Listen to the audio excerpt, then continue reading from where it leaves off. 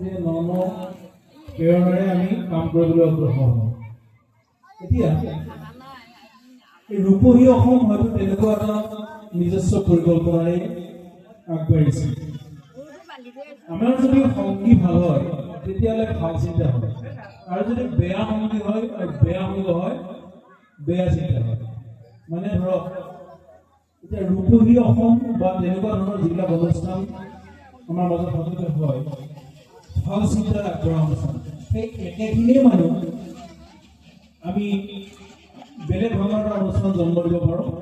আকৌ যদি আমি বেলেগ কথা চিন্তা কৰোঁ যে গধূলি সময়ত তেওঁলোকে কি কৰে, হাতত ঢোল পেঁপা গগনা তেনেকুৱা ধৰণৰ বস্তুখিনি লৈ এটা সৃষ্টিশীল কামত তেওঁলোক মনোনিৱেশ কৰি ৰাইজৰ আগত তেওঁলোকে চিনাকি দিবলৈ সক্ষম হৈছে।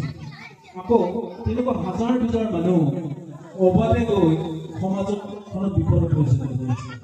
গতিকে আমি মৰমৰ তাতকৈ যিবিলাক অনুযোগ কম বয়সৰ ল'ৰা ছোৱালী আছে তেওঁলোকক আচলতে ৰূপহী অসম বা তেনেধৰণৰ যিবিলাক সৃষ্টিশীল কামত মনোনিৱেশ কৰা অগ্ৰণী পৰিচালিকা আছে তেওঁলোকৰ সংগ দিবলৈ আমি আপোনালোকক এইকাৰণেই মই ধন্যবাদ জ্ঞাপন কৰিছোঁ। আচলতে আপোনালোক ইয়ালৈ আহি তেওঁলোককো ধন্যবাদ দিছে, আপোনালোকো ধন্যবাদ দিছে, আৰু মই নিজেও ধন্যবাদ দিছোঁ।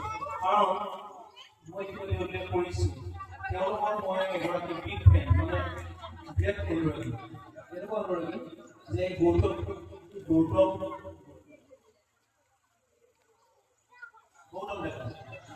ডেকা এগৰাকী যশস্বী বাইদেউ। আমাৰ মোৰ কন্যা এজনী আছে, মই তেওঁ মোৰ পৰিবাৰ মোৰ মা দেউতা সকলোকে কৈ ইমান ধুনীয়া বাঁহী বজায়, সেই বাঁহীৰ মানে পৰম্পৰা এনেকুৱা মানে মনটো ভাল লগাতে তেওঁ বাঁহীৰ পৰিৱেশন কৰিব পাৰে, সেই বাঁহীৰ সুৰে মহলীয়া কৰি দিয়ে। গতিকে মই আচলতে আজি ইমান ভাল লাগিছে, ভাল লাগিছে সেই অনুষ্ঠানটোত মোক উদ্বোধন কৰিব কাৰণে মতাৰ বাবে মই ভাল লাগিছে, মনৰ কথাখিনি অন্তত মই ক'ব পাৰিম বুলি মই ভাবিছিলোঁ। তাৰপিছত পিছৰগৰাকী অংকুৰ দাসৰ কথা ক'বই নালাগে, এগৰাকী সুন্দৰ কণ্ঠশিল্পী, তাতকৈ বহুত কমৰ কণ্ঠশিল্পীয়ে অসমত পইচাৰ গতি পোৱা নাই।